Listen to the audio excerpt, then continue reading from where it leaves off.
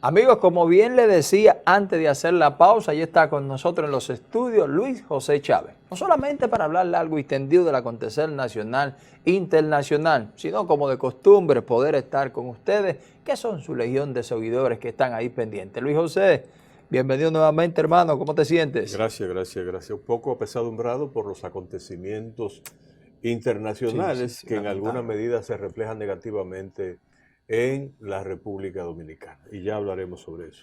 Mira, Luis, como bien tú dices, a todo ser humano le conmueve cuando usted ve una persona tratando de salir despavorido de su país, de su ciudad, de donde tiene ya previamente sus raíces.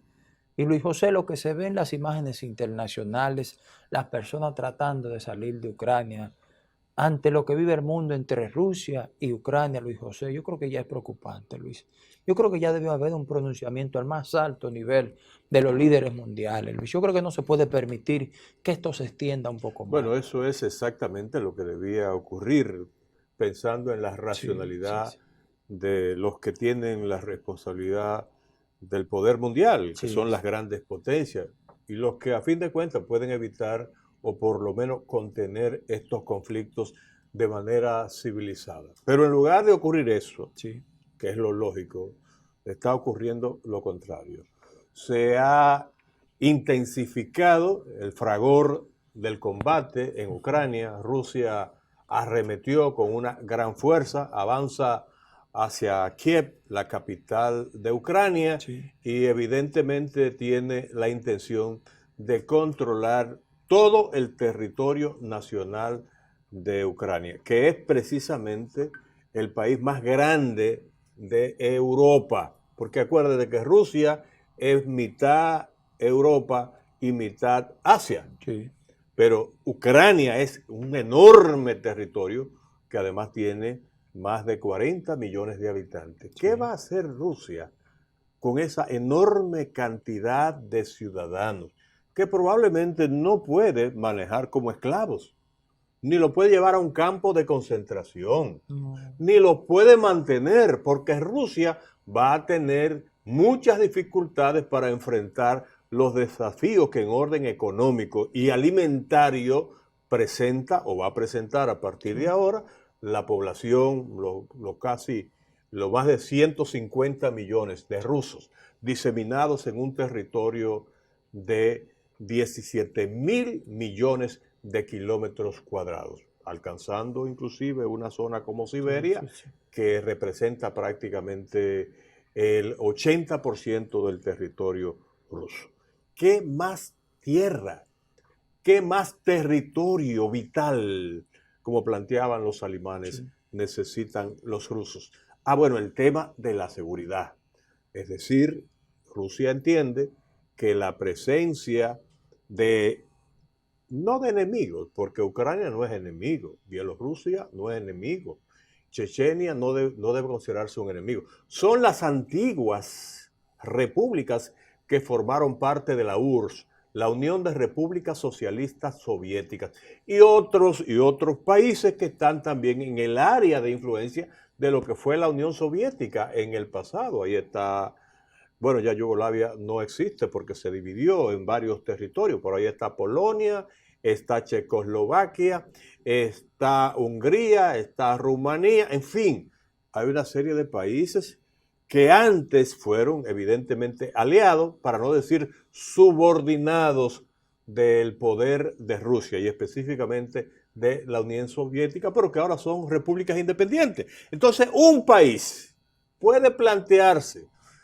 vamos a decir, que intervenir en territorios vecinos por un problema de seguridad. Estados Unidos tiene derecho, porque están en su zona de influencia, de intervenir ahora mismo, por ejemplo, en Cuba, o en Venezuela, o en Nicaragua, que son países que tienen inclusive relaciones privilegiadas con dos grandes potencias que tienen diferencias con Estados Unidos, Sí. que son Rusia y China.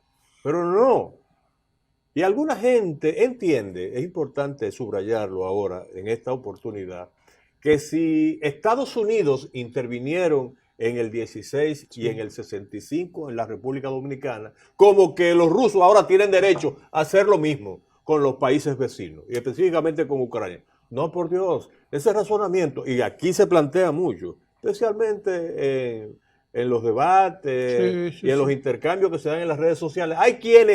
Sí. Hay quienes prácticamente validan el derecho que tiene Rusia de invadir a Ucrania, porque Estados Unidos hizo lo mismo. No, no, no. Ni Estados Unidos tenía razón, ni Rusia tiene razón, por lo menos desde las perspectivas de nosotros, que no estamos envueltos directamente en ese conflicto y que inclusive hemos sido víctimas en el pasado. Si a nosotros nos dolió ser ocupados por la gran fuerza militar de Estados Unidos, podemos sentirnos inclusive compensados o gratificados o en alguna medida subsanados por el hecho de que la Unión Soviética haga lo mismo con Ucrania. No, no, no, no, no. Eso no podemos realmente justificarlo. Y quiero hacer una puntualización sobre este tema porque veo a algunos dominicanos que lo expresan abiertamente por Sí. diferentes canales, que dicen que la República Dominicana no debe involucrarse en ese conflicto. No, es verdad, no debe involucrarse militarmente, pero la República Dominicana forma parte de la comunidad internacional, forma parte de las Naciones Unidas. Y lógicamente, a nuestro país le corresponde hacer causa común con la posición de la mayoría de las naciones, de las 190 naciones que forman parte de las Naciones Unidas. De manera que nadie debe extrañarse que la República Dominicana no está interviniendo, pero sí está reclamando que la Unión Soviética, o mejor dicho Rusia, cese, revierta, detenga la agresión o la invasión contra Ucrania. Eso sí le corresponde a nuestro país. Y tenemos que además, en ese sentido, suscribir o por lo menos entender la posición del gobierno dominicano. Mira, Y Luis, sí. espérate, Sí. porque quiero finalizar con este aspecto. Y si nosotros tenemos que decidir quién es nuestro aliado o con quién nosotros deberíamos privilegiar una relación especial, debe estar claro que es con Estados Unidos, si tuviéramos que hacerlo. Es decir, ¿por qué? Bueno, por una razón muy sencilla.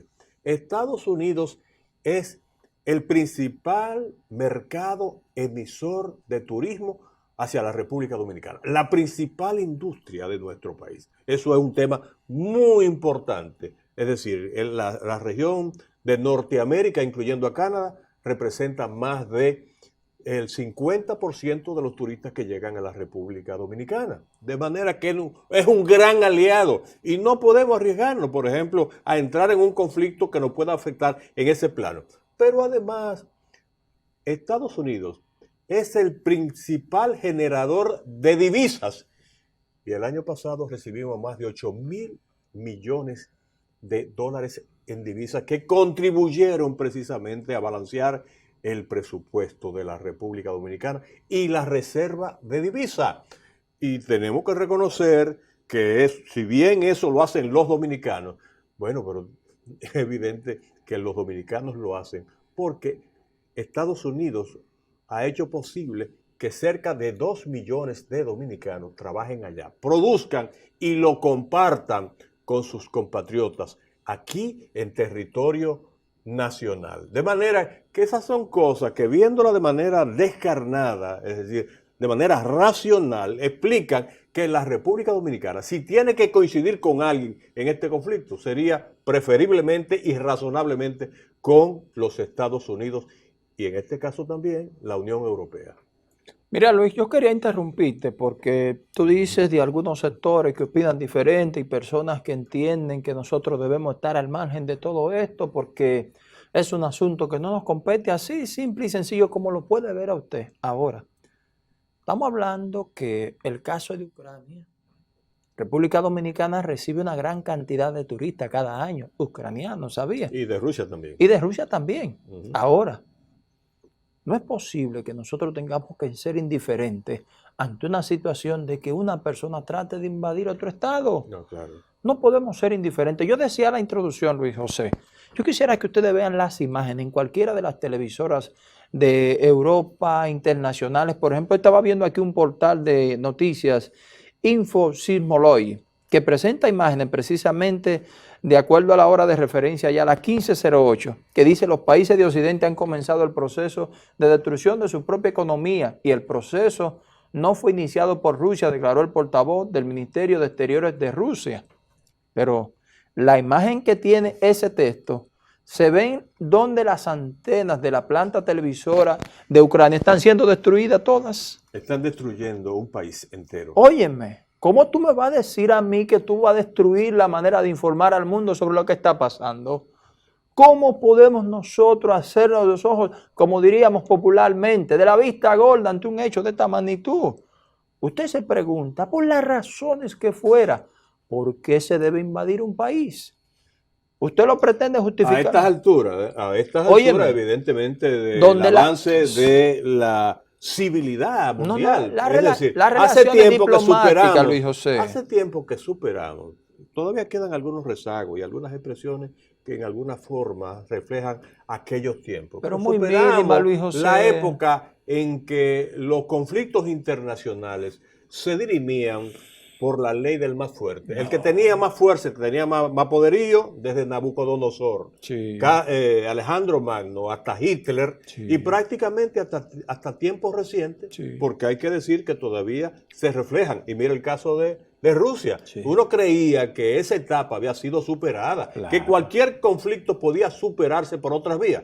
Y hay que decir que esto no es un tema de fuerza, es decir, quién tiene más fuerza, y no es un tema solo tampoco de temor, y que no, Estados Unidos y Rusia y Europa le tienen miedo a Rusia. No, es que es absurdo que en medio de esta situación se propicie un escalamiento del conflicto desde el punto de vista militar. Ahora la respuesta en la Unión Europea y particularmente entre los países miembros de la OTAN es por lo menos sancionar a Rusia a través de la única herramienta de presión que tienen esos países occidentales, que es lógicamente apretar a Rusia a través de una serie de mecanismos que le crean una difícil situación. Quizás la que más le ha dolido a Putin ha sido el hecho de que han sacado a Rusia del sistema SWIFT. En otras palabras, el sistema que le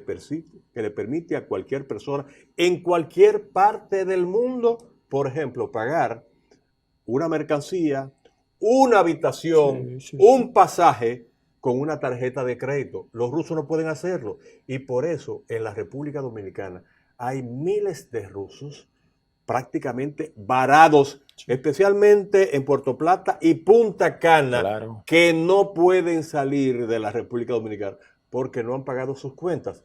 Pero, por la otra parte, se da la situación de los ucranianos, que son muchos los que están aquí, que no pueden salir, no porque no puedan pagar con sus tarjetas de crédito, porque ellos no están afectados por su exclusión del SWIFT, sino sencillamente porque no hay vuelos para Ucrania. ¿A dónde lo mandan? No, por ejemplo, aviones que vinieron por flete. Están varados en los aeropuertos. ¿A dónde van? Salir. ¿Y a dónde lo mandamos nosotros? Salvo que se pueda concertar un acuerdo para enviarlo a un país limítrofe que esté en disposición de recibir miles. Son miles los ucranianos. Es una situación bastante compleja que ya comienza a reflejarse desde el punto de vista de la actividad económica en la República Dominicana. Porque el turismo que había comenzado a recuperarse de manera realmente progresiva y acelerada, ahora mismo está siendo afectado por el problema, por la situación de este conflicto. Detenido. Y hay que decir que a la República Dominicana vinieron el año pasado cerca de 500.000 de rusos. Es decir, estamos perdiendo eso. ¿Pero qué hacemos? Es la guerra. Es la guerra. ¿Y quién desató la guerra? Bueno, la desató Putin. Argumentando o esgrimiendo sus razones de carácter estratégico. No, una amenaza. Pero señora, así no es que se están... Es verdad que Rusia perdió una gran parte del poder que tuvo cuando se trataba de la Unión de Repúblicas Soviéticas. Pero ya Rusia es un país diferente. De Rusia se desprendieron 15 naciones que formaban parte casi a la fuerza, probablemente a la fuerza, de la Unión de Repúblicas Socialistas Soviéticas. Rusia no es lo mismo. Ahora, que tiene más poder, que Putin convirtió a Rusia en una de las naciones militares con mayor potencia, que tiene más ojivas nucleares que Estados Unidos. Sí, es verdad, tiene 6.000 y tantos ojivas nucleares y Estados Unidos 5.000 y tantos. Pero el tema es que lo que le falta a Estados Unidos, que ojalá no le falte nunca, porque para uno es sencillamente inconcebible que haya países que puedan usar, por ejemplo, el armamento nuclear, pero Estados Unidos tiene el respaldo de todas las potencias, que son cerca de 80 potencias mundiales, o países de gran poder que tienen ojivas militares, incluyendo a Turquía, que hace frontera con la Unión Soviética, pero también el resto de los países de Europa. Alemania tiene disponible ojivas compartidas con otros países de Europa, compartida, pero ahora mismo Alemania acaba de anunciar que ha iniciado un proceso de armamentismo, es decir, va a aumentar su capacidad militar para evidentemente afrontar las implicaciones que tiene esta realidad. Sí. Pero ahí está el Reino Unido, que es el tercer país en el mundo con mayor cantidad de poder nuclear. Ahí está Francia. Ahí están prácticamente todos esos países. Hay que orar, y me parece que no hay una expresión o no hay un sentimiento que explique quizás la actitud que debemos seguir frente a esto, es decir, promover la paz para que este conflicto se detenga y se le busque una solución negociada. Hacemos de inmediato una pausa, retornamos ya en su espacio Teledebate.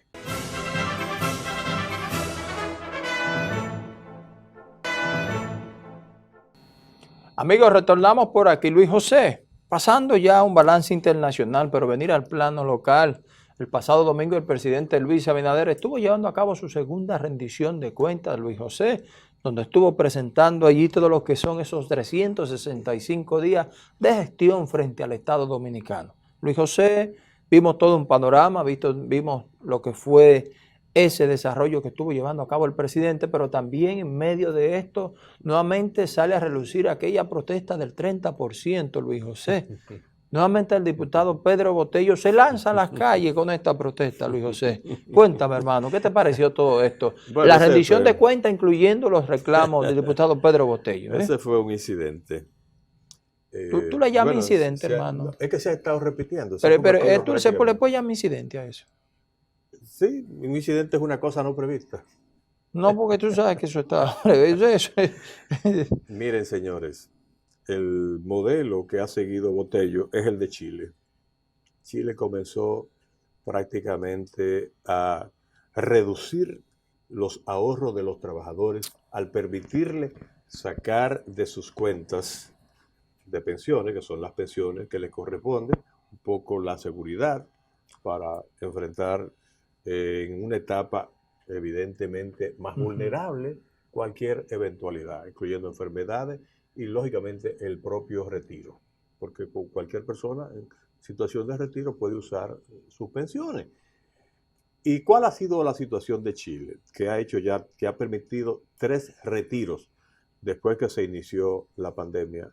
Bueno, que ha cundido la alarma porque se ha ido reduciendo la reserva, es decir, la disponibilidad de recursos en el Tesoro Nacional. Se han extraído recursos que se habían destinado a inversiones en diferentes sectores de la economía de Chile, pero lo más serio es que prácticamente los trabajadores, las personas que tenían ahorros a través del fondo de pensiones han ido reduciendo de manera significativa la disponibilidad de esos recursos. ¿Y qué han resuelto? Es verdad que hay necesidades en el que el ciudadano necesita acudir a una fuente, si se quiere, alterna o extrema para enfrentar las eventualidades que esté confrontando en ese momento. Pero en Chile hicieron algo parecido a lo que pasó en la República Ujú. Dominicana, y es que el gobierno fue el que asumió la responsabilidad de proveer las necesidades esenciales generadas por la crisis de la pandemia y por el impacto económico. En Chile hicieron lo mismo que en la República Dominicana y que hicieron en Estados Unidos. ¿Y qué ha hecho el nuevo presidente chileno, que todavía no ha tomado posesión? Gabriel Boric ha dicho que no puede, que no se puede permitir que siga la sangría de esos recursos, porque eso significa provocar un trastorno de consecuencias impredecibles en el sistema económico chileno y que evidentemente va a tener un impacto negativo porque a fin de cuentas va a generar un desestímulo a la inversión y a la actividad productiva. Entonces, fíjate, Mm. Boric es un hombre con un discurso de izquierda, Sí. pero esa posición no le quita discernimiento y capacidad para entender las consecuencias de una acción irresponsable. De manera que él dijo, nosotros no podemos seguir realmente haciéndole pagar el costo de la crisis a los trabajadores. ¿Qué está diciendo con eso? No, no, no, no, no. Vamos a discutir cómo vamos a enfrentar los problemas que ha generado esta situación económica que no se previó, que ocurrió y no se previó. No podemos dejar que sean los trabajadores de sus limitados recursos y ahorros los que paguen el costo de la crisis. Y por esa razón justamente es que el nuevo presidente chileno se ha opuesto a que continúen las extracciones de recursos de los fondos de pensiones de los chilenos. De manera que veámonos en ese espejo, en ese espejo. Y me parece que nosotros no deberíamos pasar por alto las Sí. implicaciones que ha generado el discurso de rendición de cuentas del presidente Luis Abinader el pasado domingo. Yo creo que el presidente trató temas muy importantes que presentaron realmente una visión Sí, panorámica sí. del país. Y yo creo que esa visión y ese panorama es positivo definitivamente. El informe que presentó el presidente, en lugar de dedicarse a explicar las razones Sí. o, si se quiere, las dificultades por las cuales Sí. no debimos avanzar, se presentó de un modo totalmente diferente. El presidente, aún bajo el peso de la crisis Sí. sanitaria y económica que generó la pandemia, aún así mostró a un país que va hacia adelante, mostró a un país que prácticamente está haciendo todo lo necesario para recuperar y sobrepasar los niveles de crecimiento económico que existían en la República Dominicana antes de la pandemia. Inclusive el crecimiento en un segundo año de crisis como el del 2021 fue de 12.3%, superior en más de 4.7 al crecimiento del 2019, que fue un año sin crisis. Y hay quienes pretenden realmente restarle mérito y hablan de manipulación y hablan de efectos rebote. Ajá, como si el año 2021 no hubiera sido también un año de crisis. Sí. El 2021 fue el segundo año de la crisis generada por la pandemia y en medio de esa situación, la República Dominicana fue uno de los 11 países de América Latina el que logró una de las tasas de crecimiento de su Producto Interno Bruto más elevadas. Y eso, señores, es una cosa que nosotros tenemos que celebrar. Y es verdad que nos van a decir, no, pero que no se ha resuelto el problema de la inflación. Bueno, el presidente ha dado unos datos, dio unos datos Sí. durante la presentación de rendición de cuentas, que explicó qué se ha hecho para evitar que el aumento de los combustibles, de los insumos, de las materias primas importadas se reflejaran en perjuicio de la economía dominicana y particularmente se reflejaran en los precios de los consumidores finales, que somos todos nosotros. Solamente un 35% del costo del aumento de los combustibles se han reflejado en los precios actuales. Como consecuencia de eso, se anunció justamente o se ha dispuesto al congelamiento. Sí. Eso tendrá que resolverlo el gobierno de cualquier manera, pero ha decidido no reflejar en el precio de los combustibles, que como tú sabes tiene Sí. un efecto multiplicador en todas las demás actividades, porque todo lo que se hace utilizando energía, Y se la hace demanda en los utilizando combustibles, combustible. sí, claro que sí. Entonces, esa es la situación. Y la verdad es que teníamos un video con un fragmento de esa parte del discurso del presidente. Me gustaría que lo escucháramos. Sí, vamos a escucharlo, por favor. Y es bueno que escuchen esto. El 14 de agosto del 2020, al llegar al gobierno, el precio del barril de petróleo estaba a $42 y hoy está a 92. Es decir, un incremento de 120%. No obstante ese aumento de los precios de los combustibles en el país, se ha incrementado solo en una proporción menor, en concreto en un 35% en promedio, gracias en parte al subsidio de más de 13.000 millones de pesos en el año 2021. Igualmente, el incremento de los precios internacionales en aproximadamente un 70% de los insumos importados para la industria agropecuaria, tales como el trigo, el maíz, la soya y el sorgo, se tradujeron en un alza de los precios de productos de consumo masivo en la canasta familiar, como el pollo fresco, el aceite de soya y el pan. Como se puede apreciar, solo por el impacto directo en la inflación de los artículos anteriormente mencionados, que fueron afectados por los aumentos en los precios internacionales de las materias primas, se explica un 43.1% de la inflación del año pasado, sin incluir efectos indirectos que bien podrían llevar este porcentaje a un valor muy por encima del 50%. Es decir, y ahí están las estadísticas, que la inflación importada ha sido la principal causa del incremento en los precios domésticos. Luis, vimos parte de ese fragmento del discurso muy interesante del presidente en ese sentido, pero Luis, también yo creo que hay que resaltar dentro de eso, y no sé si tú quisieras apuntar algo más, la ampliación de los programas sociales, que tú sabes que siempre son buenos, más en situaciones como las que esperan al mundo ante lo que se vive en estos momentos, ¿eh? Bueno, se ha cuestionado, se ha criticado al presidente porque suprimió, por ejemplo, el programa Quédate en casa. Pero resulta, señores, que ya las restricciones se levantaron y que la economía dominicana realmente ha iniciado un proceso sostenido de recuperación, que nosotros no podemos seguir estimulando y que la gente se quede en casa. No. Ahora, sí se hizo, porque eso no tiene que ver ni siquiera con el empleo, porque Sí. hay un fragmento de una proporción de la población nacional que está en la línea, que está por debajo de la línea de Sí, pobreza. claro. Sí se hizo agregar a más de 1.800.000 dominicanos. A esos programas. Más de 1.800.000 dominicanos. Justamente que se agregaron a los programas de subsidios sociales que se Sí. otorgaban a través, ahora se llama tarjeta, ahora Supérate, se llama Supérate, el programa Supérate. Que es lo que yo quisiera que algún día pudiéramos lograr en nuestro país, Luis José.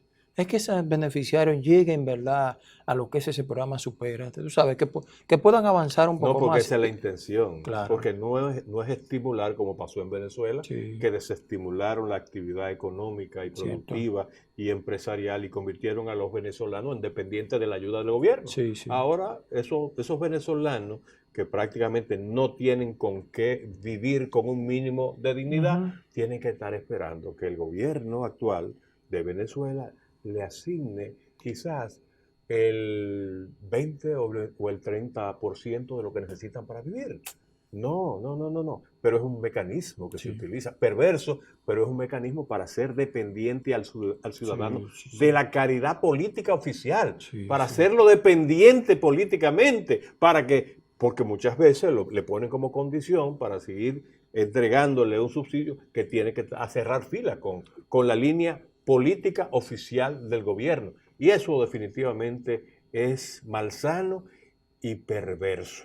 Sí. La idea del gobierno de Luis Abinader al promover y ampliar el alcance y la cobertura Sí. del programa Supérate es justamente apoyar a la gente que está en una condición que no le alcanza desde el punto de vista económico para satisfacer sus necesidades básicas, pero trabajar con esa gente en programas de emprendimiento, Claro. en la generación de empleo, en la promoción de la pequeña y la mediana empresa para que tengan la oportunidad de trabajar. Y lo más importante, el gobierno está trabajando duro para aumentar el empleo. Fíjate que la República Dominicana el año pasado fue el país que recibió la mayor cantidad de inversión extranjera directa. Y además, como tú sabrás, se iniciaron cerca de 40 nuevos proyectos en diferentes puntos en el sector turístico. Es decir, ya se recuperó plenamente el sector, por ejemplo, de zonas francas.